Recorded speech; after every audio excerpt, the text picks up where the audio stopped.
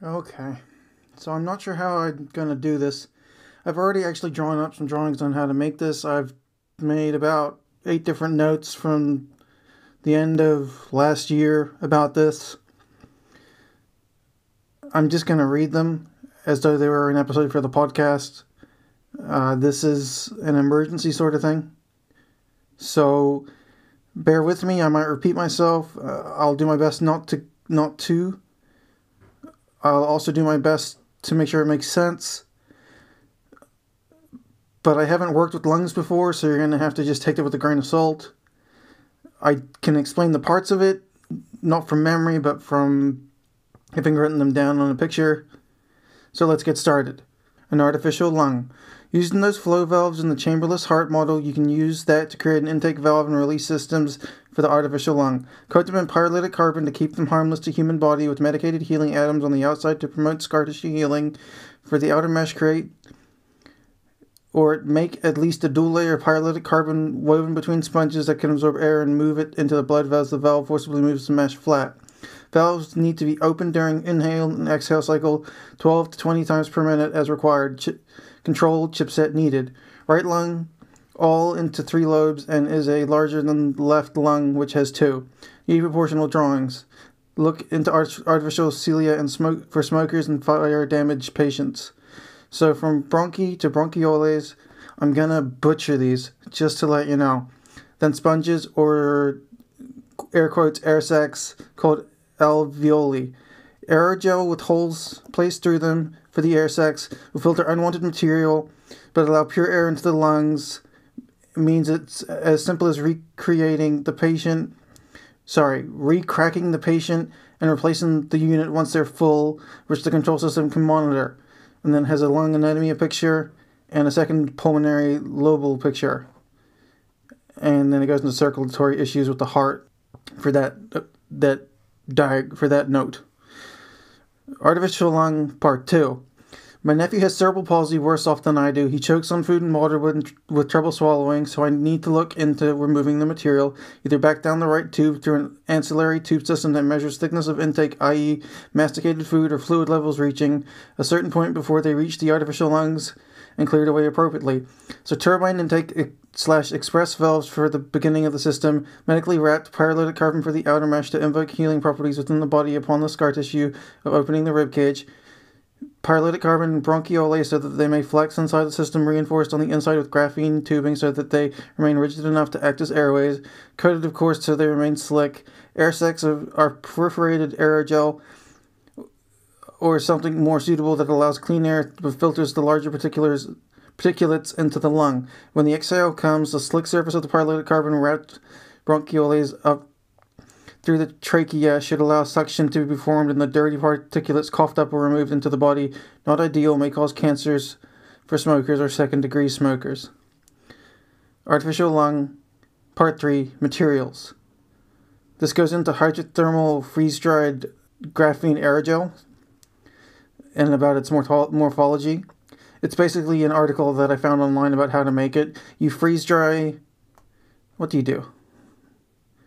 You boil it for 2 hours at 160 degrees Celsius in water, and then you have graphene hydrogel, and then you freeze dry it for 24 hours, and then you have graphene aerogel. And the pictures look amazing because it's this airy, open, cavernous material that looks like the inside of a lung tissue, and it's perfect for filling up the sections we need. Then we just skip down here and see if there's anything else. It's basically the same thing here. I'm just reinforcing the material with citing things. Artificial lung.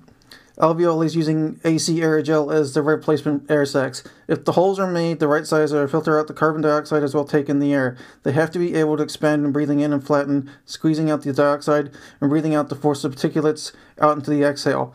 You take in 1.3 to 2.1 gallons of air per minute if healthy, depending on the person. Times that by 7 billion times 24 times 60, and we get a current daily rate per human race. 1,032,000,000,000 gallons of air used per day, as numbers don't change, but we know they are constantly in flux and in a growth exponential pattern, so it's only going to get harder to breathe. I also need to look into artificial diaphragm to make this work. But the alveolus containers can be pico buckyballs with the ends clustered together surrounding a bronchiole and broken off to contain the aerogel filtering system and tubing as per the other patent. It'll expand and shrink as needed, then it's just a matter of breaking it into the 5 lobes of the left and right lungs and building the veins out of pico, or pico is pyrolytic carbon, or at least graphene with medical healing gels atomized over them to keep them in place, as well as promote healing throughout the body. I can draw the atomic bonding if needed now that I have the software to do that. Who this affects: asthma, lung disease, smoker's disease, cancer, COPD, whichever conditions I don't know about. And then I go into patent drawings for the artificial lung AC aerogel alveolus. December 15th, 2019, 1:22 a.m. The current way to make actinium graphene aerogel is to boil it and then freeze dry it for a day, but that is not my tech, and I would need permission to use the material if it could be altered to work, or some other form of material will have to be developed. Though it could be made out of a simple mesh, I feel aerogel is easy to produce, may last longer, and not clog as readily as the mesh may, so it has its benefits. Artificial lung, Part 5. The rest is just a pump to replace the diaphragm and a control chipset to pace the breathing based on blood levels, unless it can be done chemically. Not sure if the bronchi need to collapse or not. More research needed. One moment. They are overly sensitive to aggravation and produce excessive mucus once inflamed or sick, like COPD. Keeping them open and proper is paramount. They can be easily done by this coating level. Atomized healing substrate, pico, 2 layers, 2 joins, graphene in the middle, 1 join. The cellular air gap that's forced upon us by graphene's limitations. Bad mucus can be filled here and flushed upwards on exhale to be swallowed or coughed up, thinking of my nephew as he chokes on food and water. A pump can be added to force it into the right area, or it can be a conditional movement of the mechanical diaphragm. Graphene in the lower middle towards the inside of the tube, 1 join. Pyrolytic carbon, 2 layers, 2 joints. Atomized mucus replacement, like artificial muscle bacillium. Research needed. The next thing to work on is the cilia and flagella replacements. Not my picture. It's showing cilia as 50, I think they're micrometers, and flagella as 1 micrometer. Cilia rotate like a whirling dervish. Flagella's strings wiggle like nose hairs taking a breath. Both are easy enough to replicate with graphene/pico. Flagella make an obloid buckyball with the attachment end available to be placed into the cell wall if needed. They must be stationary, right? In that they're placed and stay in place, then fill with a chain of carbide/graphene prisms within them, so that when they are shocked gently, they bend around slowly. The same can be said for the cilia that the tails can be changed with prisms of pico or graphene coated with medical sealant. 1 micrometer, I think it's micrometer. I should write this out better. Is 1 million picometers. I work in picometers because I think in atoms. So you have a huge amount of space to work with atom-wise. You can even build in the appropriate curvature of the flagella strands using carbide on straight lengths of carbon, wrapped in pico lattices, if needed at all. Since graphene can be used on bone-to-bone transfer, perhaps it can be dealt with fluid transfer without pico lattice construction. Artificial lungs, figures for page 1, figures 1 through 8. Figure number 1, bronchi, atomized healing substrate, pico, 2 layers, 2 joins, graphene in the middle, 1 join. Oh, this is a repeat of the cellular air gap. So it can be conditioned to force mechanical movement from the diaphragm. Graphene in the lower middle, atomized mucus replacement. Figure 2, graphene reinforced veins with pico if needed so that they may move around as needed. Figure 3, graphene reinforced veins with pico if needed so they may move as needed. Figure 4, alveolus singularly caged within a buckyminster, or buckyballs, as they're keeping the needed shape as needed. Figure number 5, line into the AC aerogel. Figure number 6, mixing point where the AC aerogel filters out the CO2 and turns it into useful chemicals for the blood. Figure number 7, outgoing blood into the body towards the heart. Double check blue versus red and swap if wrong. Figure number 8, pico lung casing woven so that the bronchi and bronchioles and alveolus can fit into the spaces between the open areas. It's most likely to be carbide loops to lessen joins, though if joins are wanted, then they can be made with pico, which expands further and can be medicated and has twice the joint surfaces as it takes multiple layers to create the outer surface safety layer. Artificial lung part 6, phrenic nerve, diaphragm. The phrenic nerve controls how the diaphragm contracts and expands, so a linkage can be made there to override the nerve if damaged or to be controlled from it if it is healthy, and send information to the contracting and expanding muscle sac, in quotation marks, to move the lungs through the electric stimulation or even heat exchange. But it would most likely be a shock the pico/graphene shell and watch it expand, then reverse the charge and watch it deflate. That would force lung movement the easiest. Alveolus are surrounded by blood pathways that filter blue blood cells around them, where oxygen, CO2, is added to the blue blood cells, turning them red and leaving the carbon dioxide to be filtered back into the walls of the alveoli. So the AC aerogel will have to be larger, taking the materials in, but smaller when forcing the carbon dioxide out of the system on the exhale. They also have a pore in their center that leads to the bronchioles, just as I had imagined with the buckyballs with an opening. They just have to be big enough to allow AC aerogel flow while not allowing blood cells back through into the system. And then there's a picture of a molecular carbon dioxide, and it goes on to say RBC, or red blood cells, average 6 to 8 million picometers, so making that will not be difficult as the walls are too small to allow blood flow through back into the alveoli, as the molecule is 232 picometers.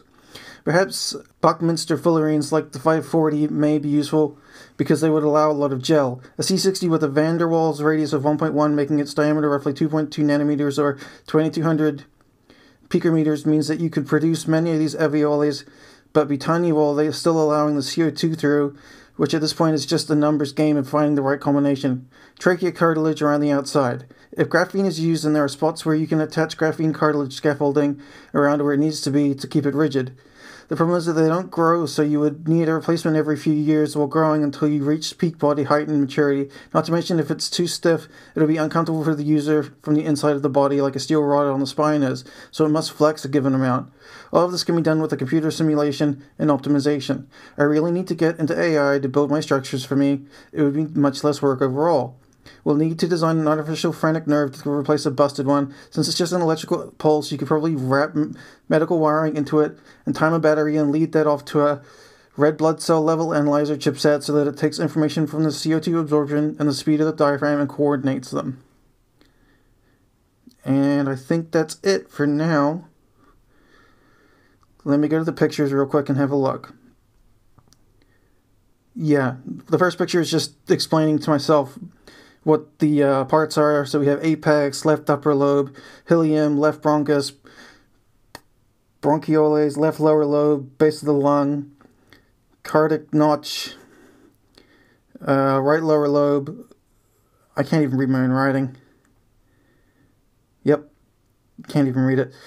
Right middle lobe, oblique, something, horizontal fissure, right bronchiole. Nope. Bronchial, I don't know. And right upper lobe. And then for the other picture, this is just loading a picture. I have the drawings with figures 1 through 8 with the artificial AC aerogel within their system. It's just basic, but I can do other pictures as well and then add to it. And then I can start doing like graphene level bond structures, which I've done before for designs. The problem is I don't have software for it, so I'd have to do drawings. And it doesn't take a while, it takes a couple days. But it's just annoying because the computer that I'm using, I'm using an iPad. The iPad is amazing, but the problem is that it runs out of juice pretty quickly, so I have to flatten my images all the time, and I lose customability, and I have to start over and often, or it won't load, or it's just the program I'm using. It's just a limitation. I'm hoping that this new iPad is much better at handling the load so that I can produce more permanent objects faster. So I'm going to go upload this now and then add all my cred behind it. And I hope you'll hear it.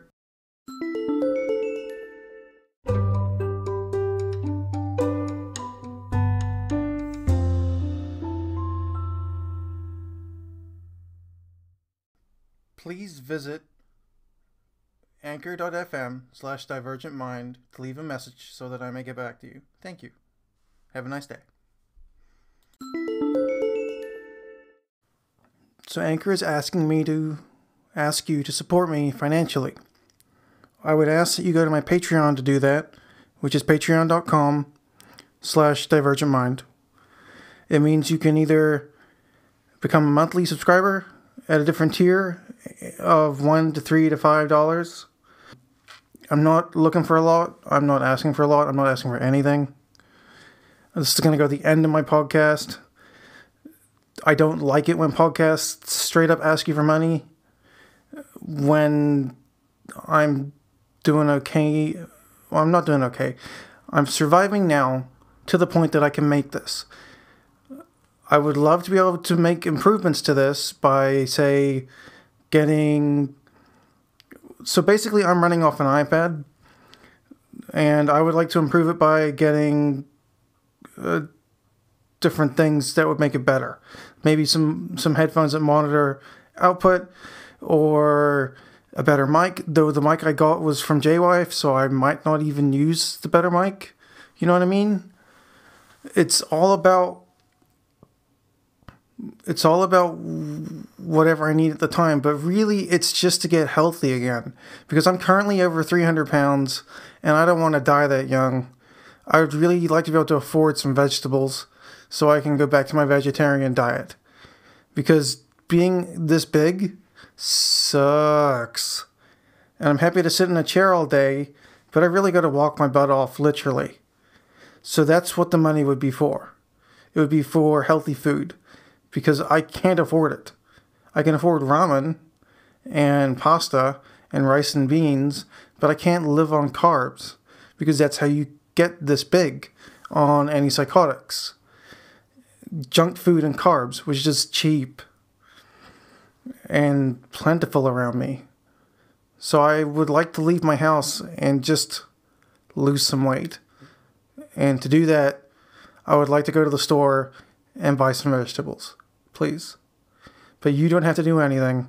I'm not asking you to. I'm not begging. I'll figure it out on my own. Much pleasure, Jay.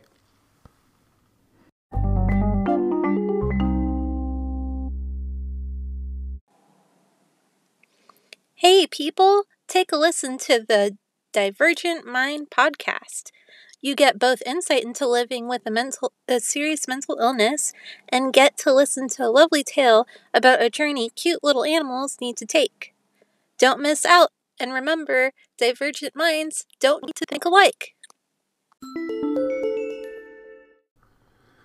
Okay, so I just wanted to let you know that I have a YouTube channel called Taught Myself, and that I've decided to start selling merch already with a phrase that my brother showed me saying, "My disability is invisible," of which I made a hat for myself. So I decided to make hats, shirts, hoodies, for both men and women on Spreadshirt.com. All you have to do is search for "My disability is invisible." It's in green, and that's mine. You'll know it's me because when you click the sale icon, the same little Divergent Mind icon comes up. And I hope you'll support me.